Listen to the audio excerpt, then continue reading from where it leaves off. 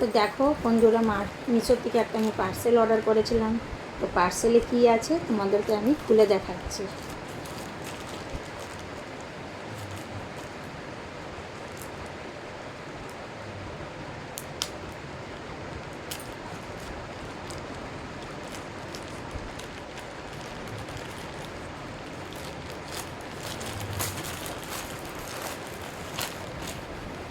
তো এই দেখো, পার্সেলের ভিতরে আছে একটা কিউট সুন্দর মঙ্গলসূত্র।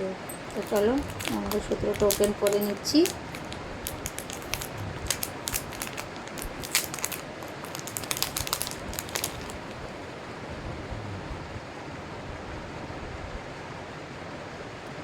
তো দেখো মঙ্গলসূত্রটা কতটা সুন্দর।